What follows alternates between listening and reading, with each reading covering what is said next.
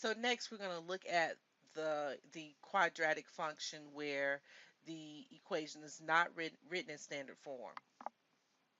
So similar to the previous example, we still have to find a to determine if the parabola will open up or down, opens up or down. But to find the vertex, we're going to use negative b over 2a. And then to find its y value to that, we have to substitute whatever we find for the x coordinate to find the y coordinate. And then the x-intercepts, y-intercepts, and it says plot intercepts the vertex additional points as necessary. Connect these points with a smooth curve that is shaped like a bowl or an inverted bowl. So our instructions: use the vertex and x-intercept to sketch the quadratic function. Give the equation of the parabolas axis of symmetry, and use the graph to determine the function's domain and range. Okay, so we didn't get it. I did not draw the axis of symmetry in the last example, but we're going to do it in this example. So we have here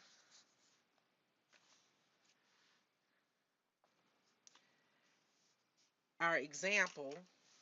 We have f of x is equal to 4x minus x squared minus 3. Now what you want to make sure that we do to identify a and b, that we write this equation in its correct order with the x squared term being first. So let's rewrite this equation where it's negative x squared plus 4x minus 3.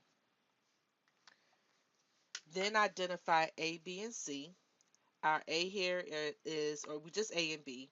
Identify our a, we have negative 1. Identify our b, we have 4. So for part A, because A is equal to negative 1, this is telling us our parabola opens downward.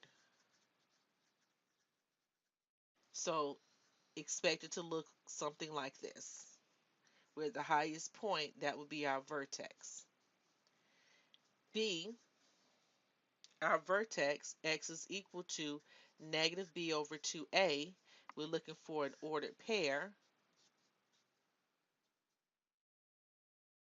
So we have x is equal to negative times 4 over 2 times negative 1. We have negative 4 over negative 2. That gives us 2. So our x is 2. X coordinate is 2. Now we're going to go back to the original function. We want to find y. So we're going to substitute f of 2 or 2 in for x.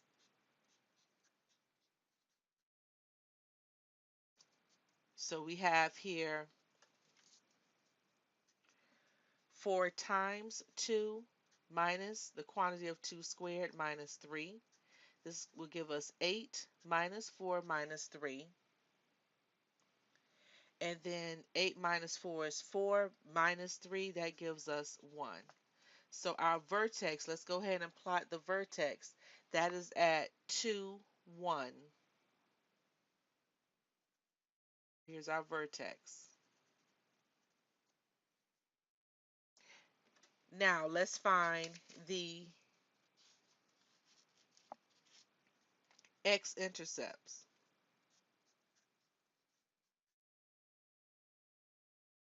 So to find the x-intercepts, we're going to take our question and set it equal to 0. So because we want this equation to be written in its correct order, descending order, we're going to use the negative x squared plus 4x minus 3. Okay, so we can use the quadratic formula to find the x-intercepts, or we can factor. And I think it's easier to factor. So what we're going to do is, first of all, factor out the negative 1, because I want my x squared term to be positive.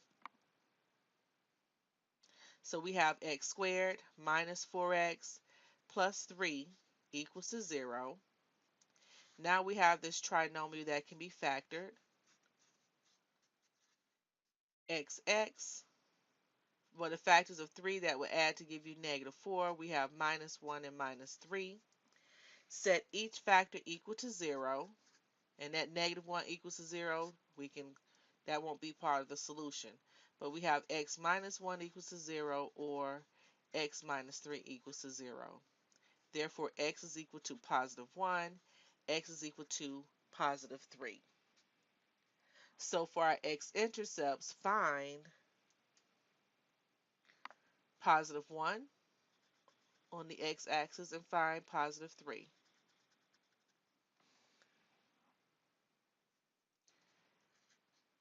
Part D, find the y-intercept, and this is where we're going to substitute 0 in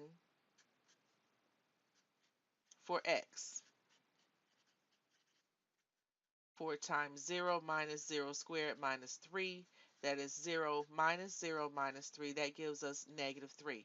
So find negative 3 on the y-axis.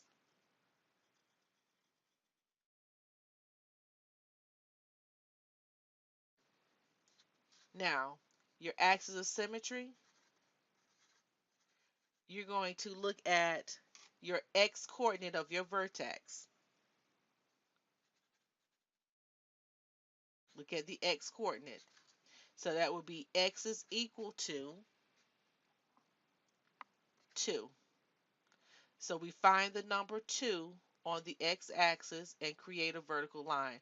Or you see the vertex. Where the vertex is, create that vertical line. So the axis of symmetry, I am going to just make this a dotted line so that you can see it. That would be your axis of symmetry.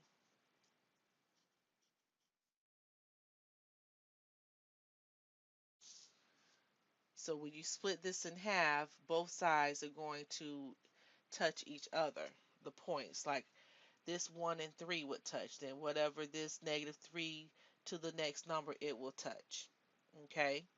So that's your axis of symmetry. And then let's create our parabola.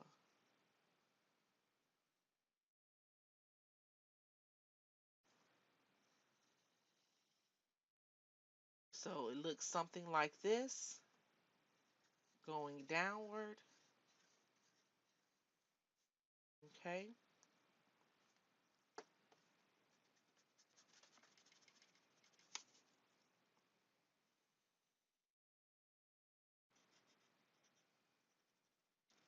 And there we go.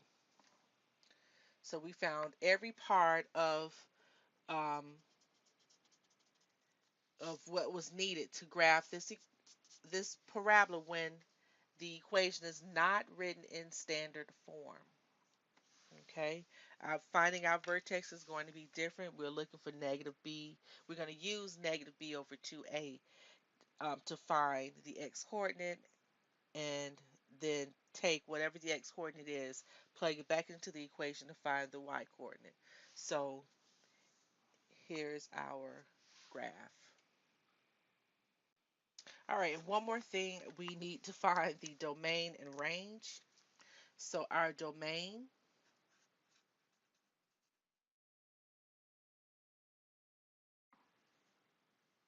is from negative infinity to infinity.